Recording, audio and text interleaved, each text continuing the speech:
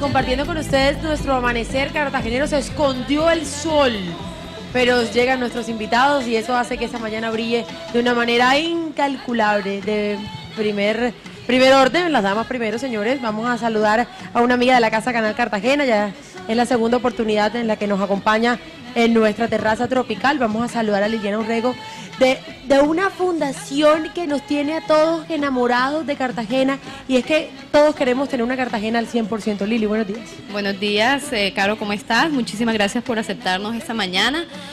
Tenemos un propósito específico el día de hoy.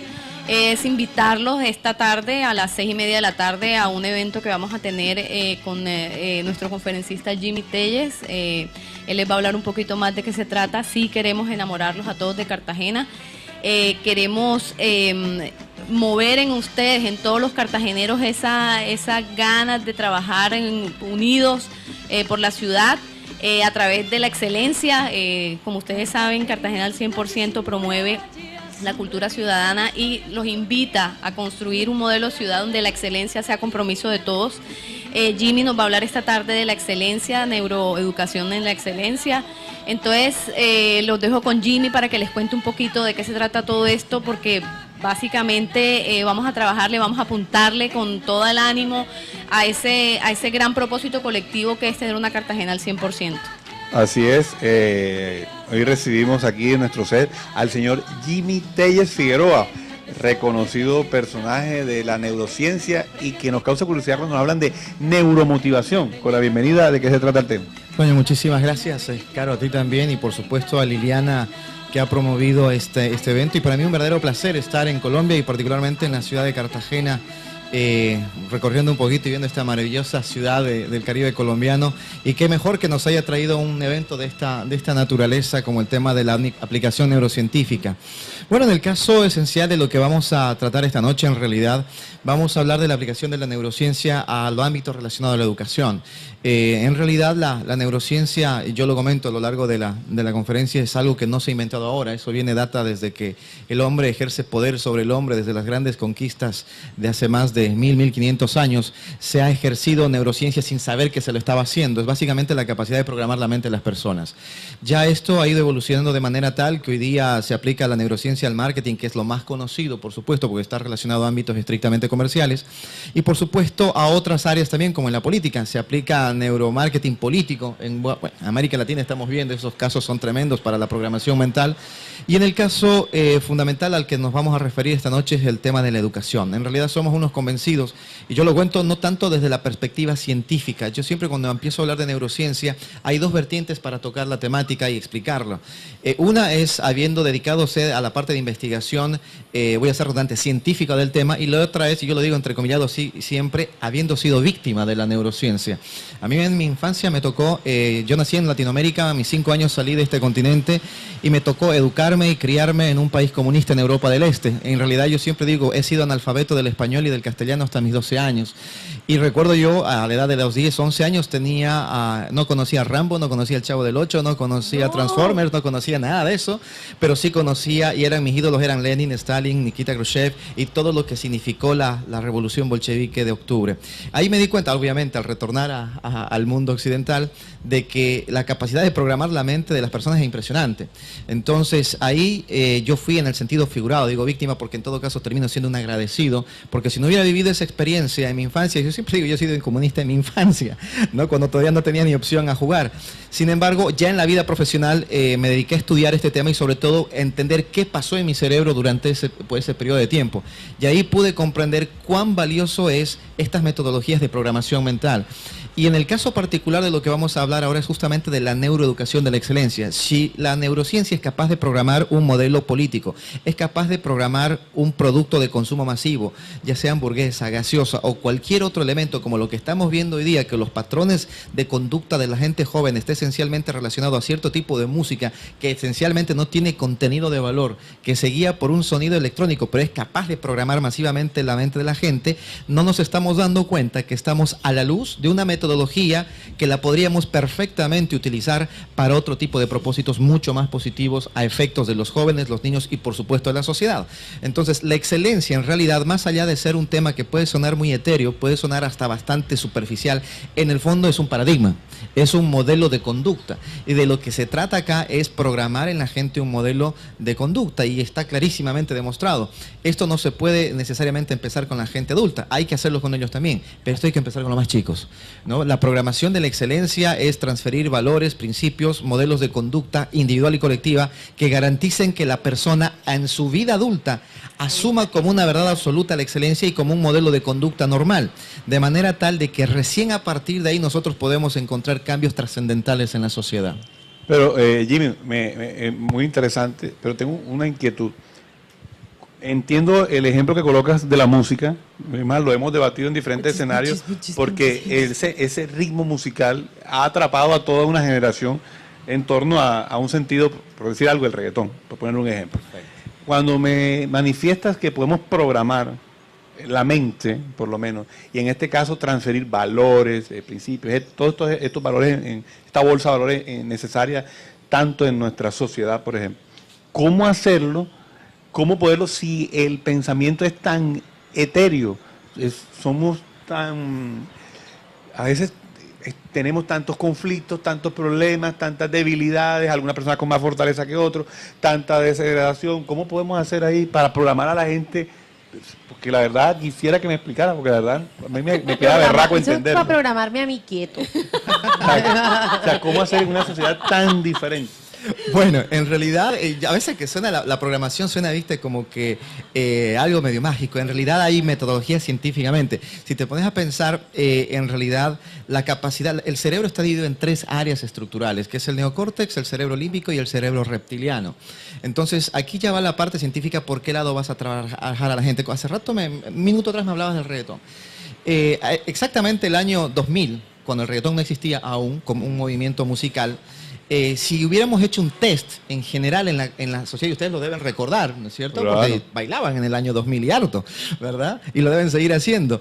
Hubiera escuchado uno y dice, no, esto no va a pegar jamás. Yo lo dije. Esto jamás, esto es imposible que vaya a pegar, pues no tiene coherencia, no tiene sentido, el ritmo es desastroso. Y después estamos una década y media haciendo el análisis y ¿por qué se ha vuelto algo realmente casi cultural? Ojo, momento. Es que no se trata de que uno lo piense el que va a pegar por gusto. Sobre gustos y colores no han escrito los autores. Pero cuando está predeterminado un sistema y una metodología de poder programar la mente de la gente, y va por la siguiente manera. Un hecho aislado no programa nada. Pero cuando eso se vuelve una acción repetitiva, hemos dado el punto inicial. Esa acción repetitiva se termina convirtiendo luego en un hábito. Si ese hábito se consolida, se termina convirtiendo en una costumbre. Y si la costumbre se arraiga en el tiempo, se termina convirtiendo en una cultura. En 15 años eso ya es cultural. Sin embargo, uno dice, ahora, ¿cómo hago para desprogramar? Algo parecido me pasó a mí. Yo tuve que desprogramar el modelo comunista para programar un modelo de vida occidental. Y ahí no tuve elección. O lo tuve que hacer o lo tuve que hacer.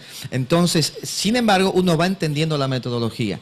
Los medios de comunicación, vivimos en una era hiperinformada. En el año 2000 uno escuchaba música en la radio, ¿no es cierto? Ni siquiera lo escuchaba por internet. No teníamos los buscadores con el acceso que se tiene ahora. No había un teléfono inteligente, un smartphone, un Android.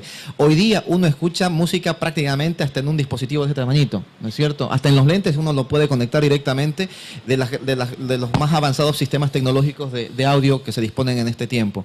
Entonces, lo que hay que en el fondo hacer es crear una estrategia, y ahí, por supuesto, lo que está haciendo la Fundación es fundamental, porque esto no es tarea de uno, no es tarea de 2 o 3 personas, esto es una tarea realmente integral de la sociedad, autoridades políticas, civiles, sociales, religiosas, militares, medios de comunicación, porque si queremos hacer realmente una transformación profunda en la mente de la gente, todos tienen que intervenir en la programación. El otro día alguien me decía, sí, lo que pasa es que el reggaetón te transfiere, está programando desvalores, evidentemente. Uno le saca la música y uno empieza, salvo algunas raras excepciones, y escucha la letra y evidentemente no hay nada como un gran contenido de valor.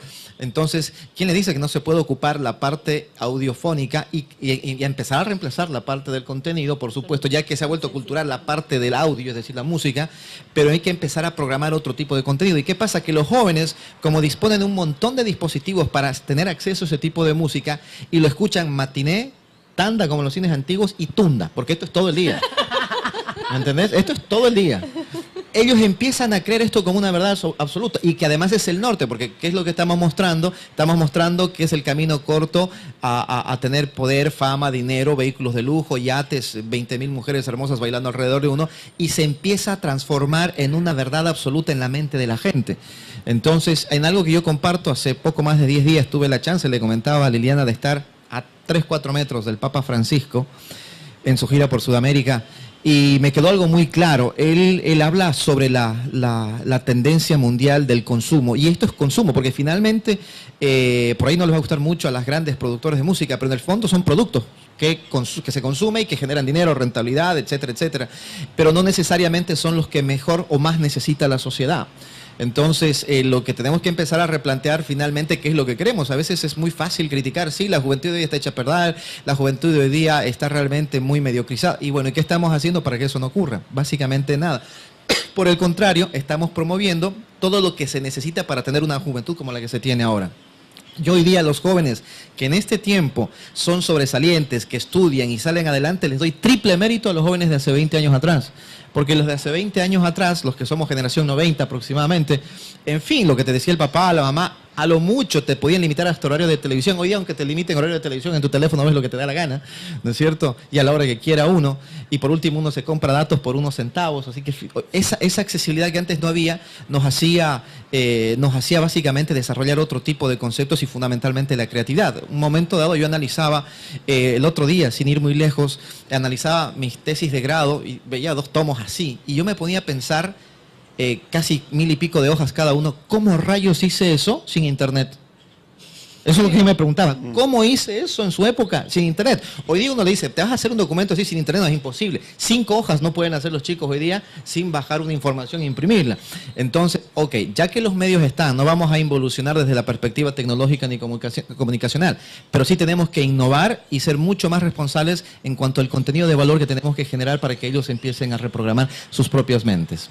Bueno, yo quisiera, en medio de toda esta explicación tan específica que nos has dado, no es cosa de unos o de otros, es cosa de todos y estamos claros en que es un esfuerzo y en que es empezar a construir desde las armas que nosotros tenemos, desde la presencia, en este caso, de Jimmy, que ha sido puesto en el lugar que tenía que ser puesto en un momento, tal cual, un momento realmente necesario para la ciudad, pero de aquí, ¿qué sigue, Lili? O sea, ¿cuáles son tus expectativas? Porque estamos esperando que hoy no solo eso se llene, sino que mucha gente pueda quedarse con algo de lo que Jimmy viene para contarnos, pero después de poner, digamos, de batear la pelota y mandarla de jonrón, me imagino que tiene una estrategia para seguir el trabajo. Claro que sí, mira, esto es el inicio, o sea, esto realmente es el inicio de una serie de actividades que tienen un orden cronológico y que lo único que pretende es continuar, o sea, en la medida de las posibilidades, agarrarnos todos de la mano y seguir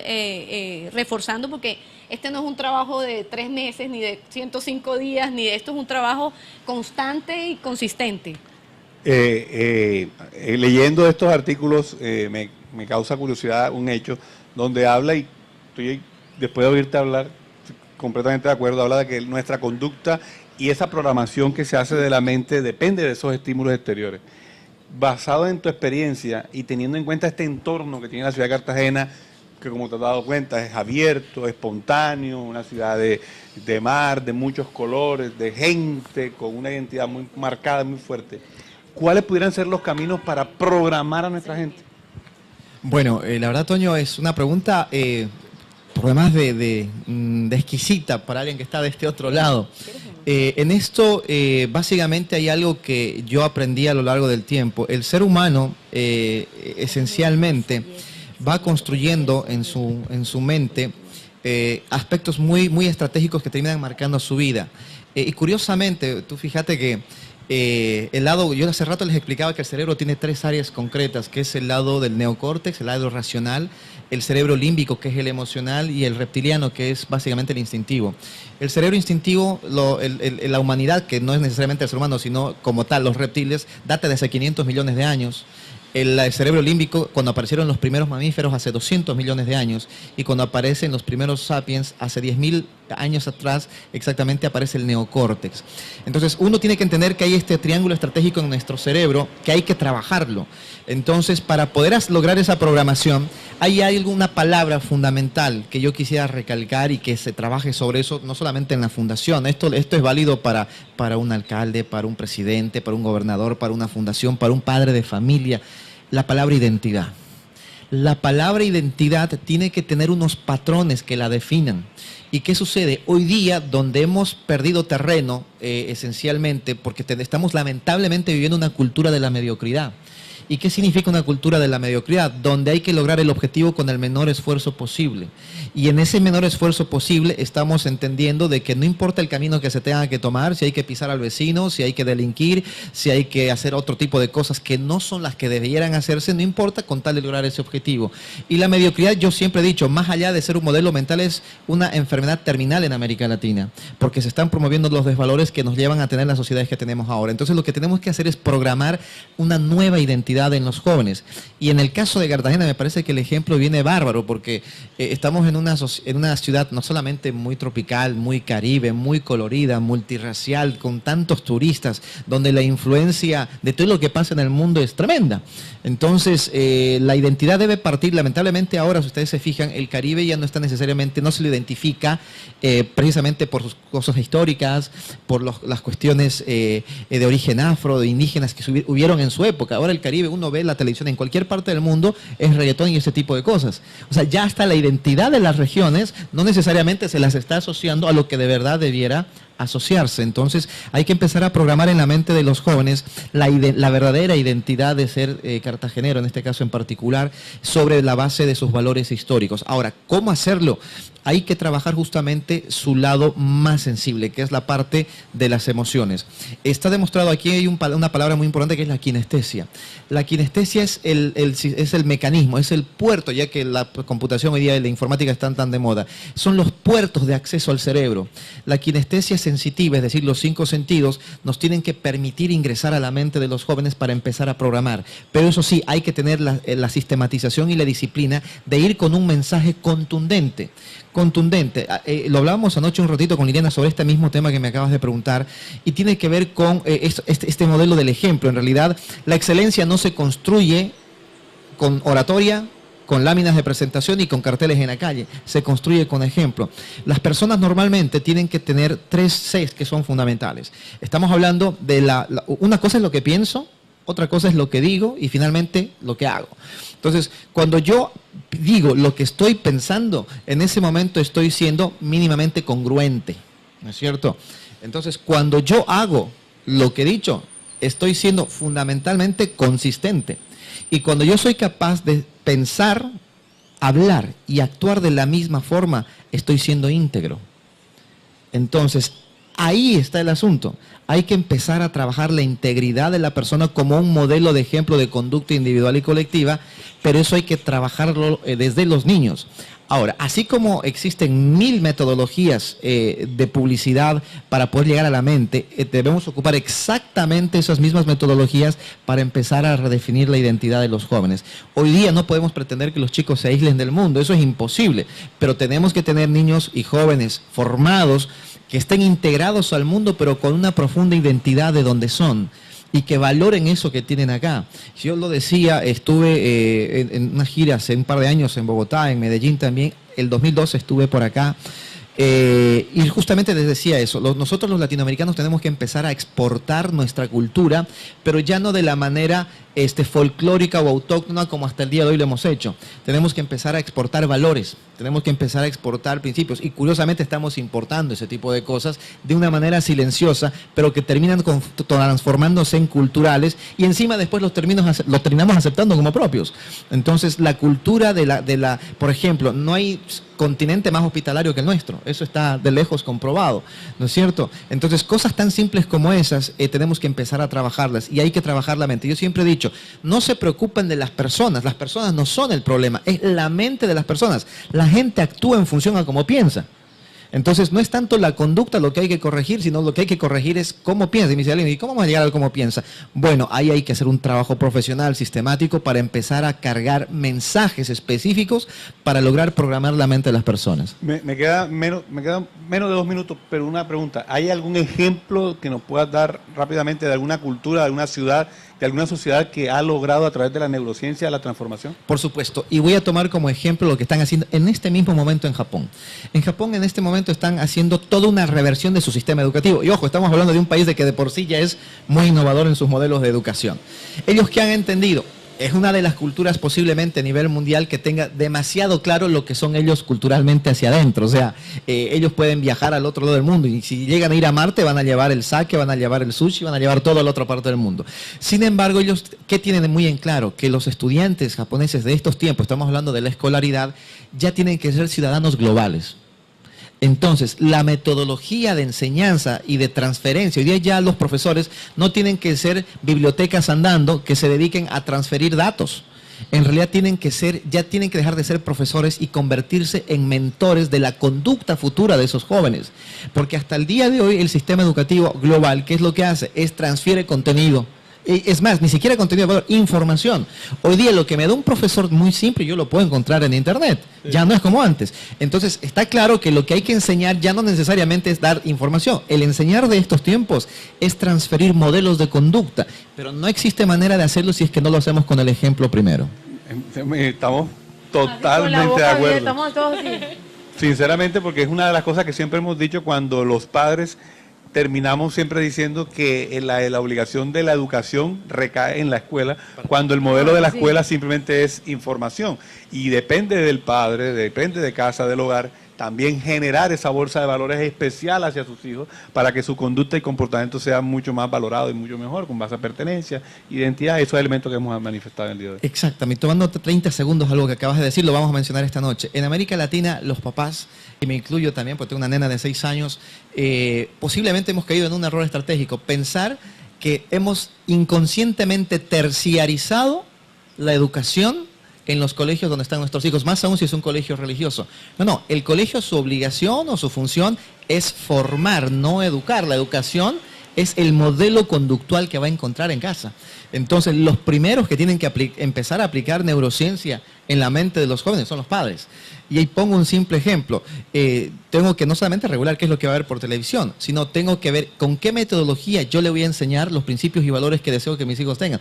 O sea, tenemos que automáticamente todos los papás convertirnos en mentores, ya no en papás solamente, en mentores de nuestros hijos, y que el colegio le termine de complementar. O sea, nosotros hacemos el trabajo fundamental y el complementario del colegio y no al revés. Oiga, esto está supremamente interesante, ya lo sabe, la conferencia Neuroeducación de Excelencia hoy a las 6:30, Colegio Salesiano, aquí en el centro de la ciudad. Sí. A las 6:30. A las 6:30. Aquí le voy a pedir por favor a... Dice, yo vengo para la conferencia y ahí uno puede entrar. Ahí estamos. Ahí está, miren. Hágale porfa aquí un pequeño panel, ya le van a hacer un acercamiento. Neuroeducación de Excelencia, 6:30, Colegio Salesiano. Ahí está, martes 4 de agosto. No piensa que es otro día, es hoy. Hoy. Entrada libre, frente a la limitado. Es importante, ¿no? Llegar temprano. Cupo limitado, sí. Toca llegar temprano. Sí. ¿Cuántas personas, Lili? Más o menos. Sí. 400 personas aceptamos. Imagínate, cupo limitado, pila. Bueno, sí, es muy limitado. Gracias, Jimmy. Gracias, Lili, por acompañarnos en el día de hoy. Muy interesante. Bueno, ya eso no se lo pueden perder en el día de hoy. Así que aprovechemos estas oportunidades que nos dan, porque no siempre tenemos la oportunidad de tener un personaje como Jimmy especializado en el tema y que tiene incluso una argumentación muy interesante para que nosotros podamos aplicarla de la mejor manera en nuestra vida cotidiana. Nos vemos mañana, señores, en nuestro miércoles familiar con la presencia del doctor Walter Pontón, que ya regresó de viaje y estará con nosotros el día de mañana. Nos vemos, Carlitos. Un beso para todos y un feliz amanecer cartagenero. Cuídense mucho y pórtense bien. Disfruten de la programación de Canal Cartagena.